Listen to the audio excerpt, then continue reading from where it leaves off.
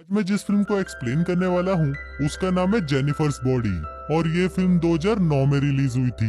कहानी शुरू होती है और हम नीडी नाम की एक लड़की को देखते हैं जो कि एक पागल खाने में कैद होती है। तभी उसके पास उस पागल खाने की नर्स आती है और उसे खाना खाने के लिए पूछने लगती है।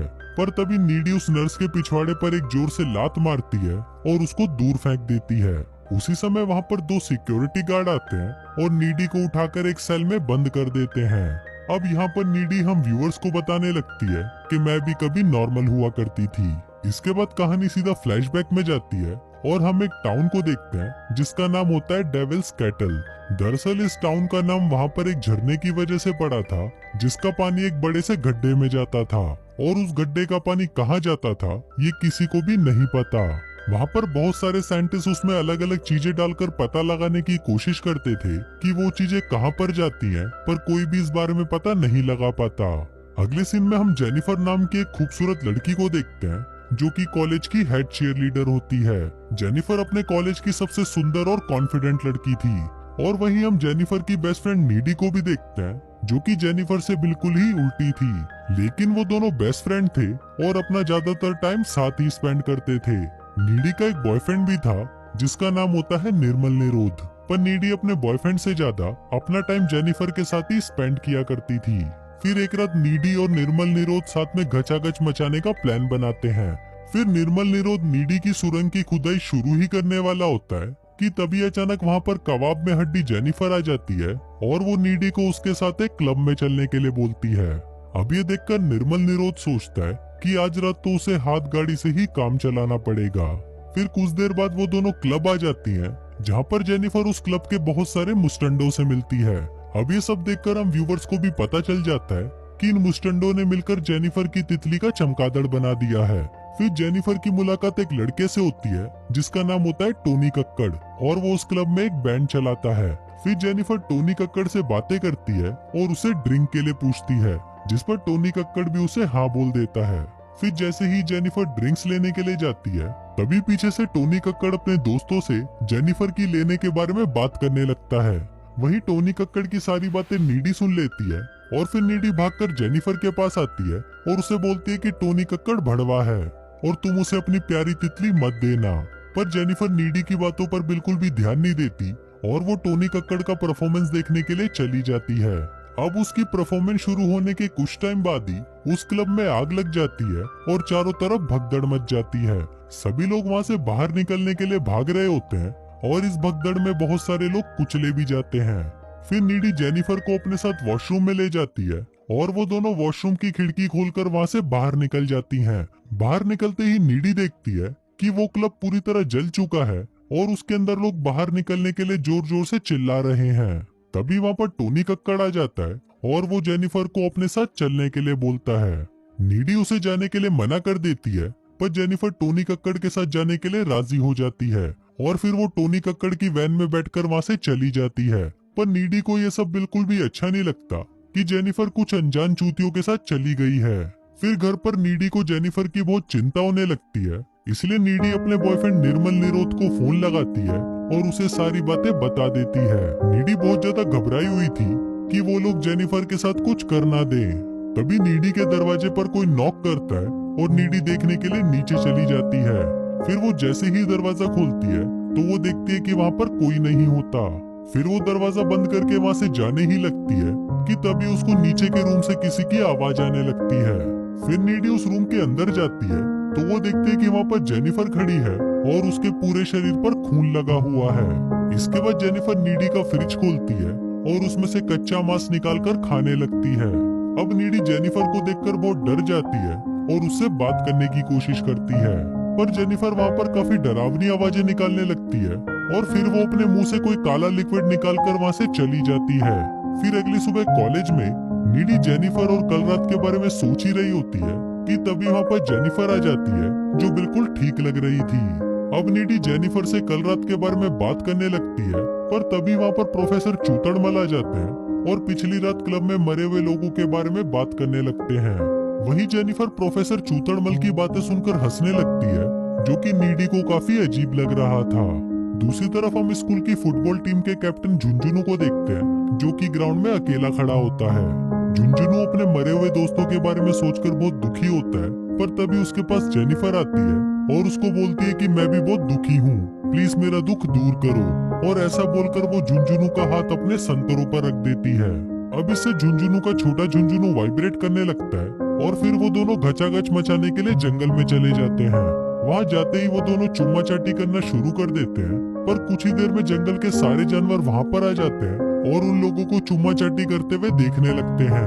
झुंझुनू को ये देखकर काफी अजीब लग रहा था, पर तभी वो जेनिफर को देखता है जिसका मुंह अचानक किसी जानवर की तरह खुलकर बड़ा हो जाता है और फिर वो झुंझुनू को मार डालती है। वहीं झुंझुनू की चीख सुनकर प्रोफेसर चूतड़मल वहाँ पर आता है और वहाँ पर झुंझुनू को मरा हुआ देखकर उसकी फटकर 64 हो जाती है। इसके बाद वो पुलिस को इन्फॉर्म कर देता है और पुलिस वहाँ पर खूनी का पता लगाने में लग जाती है। दूसरी तरफ नीडी और जेनिफर फोन पर बात कर रही होती है और नीडी जेनिफर को बताती है कि मैं इस टाउन में हो रही इन घटनाओं से बहुत परेशान हो चुकी हूँ। पर वहीं जेनिफर को इन सब बातों से कोई फर्क नहीं पड़ता और वो बातें करते हुए एक लाइटर से अपनी जीप को जला देती है। पर तभी हम देखते हैं कि उसकी जीप कुछ ही सेकंड में वापस नॉर्मल हो जाती है, जिसको देखकर हम व्यूवर्स को पता चलता है कि जेनिफर के साथ कुछ तो अजीब हो रहा है। अगले दिन कॉलेज में तैमूर नाम का एक स्टूडेंट जेनिफर के पास आता है और उसको साथ में डेट पर चलने के लिए पूछता है। वहीं जेनिफर भी तैमूर को हाँ बोल देती है और उसे आज रात को अपने घर पर बुलाती है और कहती है कि मैं अपना पता तुमको मैसेज कर दूंगी। फिर रात को जब तैमूर उस एड्रेस पर पहुंचता है तो वो देखता है कि वो बिल्डिंग पूरी तरह सुनसान है और वहाँ पर बहुत अंधेरा है।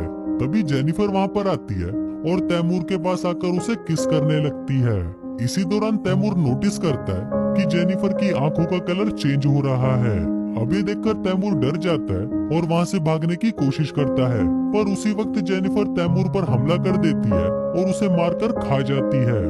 दूसरी तरफ हम नीडी को देखते हैं जो कि अपने बॉयफ्रेंड के साथ पलंग तोड़ रही होती है, लेकिन तभी वहाँ पर उसको जेनिफर दिखाई देती है, जिसको देखकर वो काफी ज्यादा डर जाती है और उठकर वहाँ से चली जाती है। नीडी कार ड्राइव करके अपने घर जा रही होती है, पर तभी रास्ते में उसे जेनिफर दिखाई देती है जो उसके कार के ऊपर जंप करती है। अभी सब देखकर नीडी की भी फटकर 64 हो जाती है और वो घर आकर रोने लगती है। इसके बाद वो जैसे ही अपने रूम में जाती है तो वो देखती है कि जेनिफर वहीं पर है। फिर जेनिफर नीडी के पास आती है और उसे रिझाने की कोशिश करने लगती है। फिर वो दोनों चुम्मा चाटी करना शुरू कर देते हैं, पर नीडी को दो सुरंगों को आपस में रगड़ने में कोई इंटरेस्ट नहीं था, इसलिए वो जेनिफर को आगे का प्रोसेस करने। जेनिफर नीडी को उस रात के बारे में बताती है जिस रात क्लब में आग लगी थी। यहाँ पर हमें पता चलता है कि उस रात टोनी कक्कड़ जेनिफर को उसी झरने के पास लेकर गया था और वहाँ पर टोनी कक्कड़ और उसका बैंड सक्सेस पाने के लिए शैतान को जेनिफर की बलि देने वाले थे। फिर वहाँ पर टोनी कक्कड़ जेनिफर से पूछता है कि क्या तुम सील पैक हो। अब जेनिफर काफी डरी हुई थी, इसलिए वो झूठ बोल देती है कि हाँ मैं सील पैक हूँ। इसके बाद टोनी कक्कड़ जेनिफर के पेट में चाकू मार देता है और उसे उस झरने में फेंक देता है। अब टोनी कक्कड़ ने तो अपना रिचुअल कंप्लीट कर लिया था और अब उसे लग रहा था कि उसका बैंड फेमस हो जाएगा, लेकिन उसके प्रोसेस में एक कमी थी और वो था जेनिफर का सील पैक ना होना, जिस वजह से जेनिफर वापस जिंदा हो जाती है और उसमें इवल पावर्स आ जाती हैं। अब ये बताते हुए जेनिफर अपने हाथ में कट लगाती है जो तुरंत वापस नॉर्मल हो जाता है। अब ये सब देखकर नीडी काफी डर जाती है और वो जेनिफर को वहाँ से जाने के लिए बोलती है और फिर जेनिफर भी उसके घर की विंडो से कूदकर वहाँ से चली जाती है। फिर अगले दिन नीडी जेनिफर के साथ जो कुछ हो रहा था उसके बारे में पता लगाने लाइब्रेरी जाती है और वहाँ पर कुछ बुक्स पढ़ने के बाद नीडी को ये पता चलता है कि टोनी कक्कड़ और उसके बैंड ने जेनिफर को सील पैक समझकर उसकी बलि दे दी थी, पर वहीं जेनिफर की बॉडी पर डेविल ने कब्जा कर लिया, जिस वजह से उसके अंदर डेविल की पावर्स आ गई हैं। यहाँ पर नीडी को ये भी पता चलता है कि अगर जेनिफर को सुंदर रहना है तो उसे इंसानों को मारकर खाते रहना होगा और जेनिफर को मारने का एक ही तरीका है, उसके दिल पर वार करना। अब नीडी को ये डर लगने लगता है कि कहीं जेनिफर उसके बॉयफ्रेंड निर्मल निरोध को भी ना मार डाले, इसलिए नीडी निर्मल निरोध के पास जाती है और उससे ब्रेकअप कर लेती है। साथ ही वो उसे ये भी बताती है कि जेनिफर अब एक डेविल बन चुकी है, पर इस पर निर्मल निरोध उसकी बातों पर विश्वास नहीं करता और वहाँ से चला जाता है। उसी रात स्कूल में एक डांस पार्टी होती है और सभी लोग उस पार्टी में जाने के लिए तैयार हो रहे होते हैं। तभी नीडी भी सबसे पहले उस पार्टी में पहुंच जाती है और वहाँ पर निर्मल निरोध का इंतजार करने लगती है। दूसरी तरफ निर्मल निरोध पैदल ही अपने घर से उस पार्टी में जा रहा होता है तभी रास्ते में उसे जेनिफर मिलती है और उसे नीडी के बारे में बताने लगती है। जेनिफर उसे बताती है कि स्कूल टाइम में नीडी के मौत के कुएं में बहुत सारे लड़कों ने अपनी बाइक चलाई है। अब ये सभी बातें सुनकर निर्मल निरोध काफी सैड हो जाता है, पर तभी जेनिफर उसे रिझाने लगती है और उसके साथ घचाघच करने के लिए उसे लेकर एक सुनसान जगह पर आ जाती है। वहीं पार्टी में नीडी को ऐसा एहसास होने लगता है कि शायद जेनिफर उसके बॉयफ्रेंड के साथ कुछ बुरा करने वाली है, इसलिए वो परेशान होकर निर्मल निरोध को ढूंढने के लिए पार्टी से बाहर आ जाती है। दूसरी तरफ जेनिफर निर्मल के साथ घचाघच करने की कोशिश करती है, पर तभी निर्मल उसे बताता है कि वो अभी भी नीडी से बहुत प्यार करता है। अब इस बात से गुस्सा होकर जेनिफर निर्मल को पानी में गिरा देती है और उसको मारने के लिए उसके पास आने लगती है, पर तभी वहाँ पर नीडी आ जाती है और अब जेनिफर उन दोनों को ही मारने की कोशिश करती है। फिर लड़ाई के दौरान निर्मल निरोध की वहीं मौत हो जाती है और जेनिफर वहाँ से भाग जाती है। अब नीडी को निर्मल निरोध की मौत से बहुत दुख होता है और अगले ही सीन में नीडी जेनिफर के घर पर जाकर उस पर हमला कर देती है। वहाँ उन दोनों में काफी लड़ाई होती है, जिस दौरान जेनिफर नीडी के कंधे पर काट लेती है, जिसके बाद नीडी जेनिफर के दिल पर वार करती है और उसे मार डालती है। फिर कुछ देर बाद जेनिफर की मॉम वहाँ पर आती है और वो नीडी को जेनिफर को मारते हुए देख लेती है। अब जेनिफर के खून के इल्जाम में नीडी को एक मेंटल हॉस्पिटल में भेज दिया जाता है।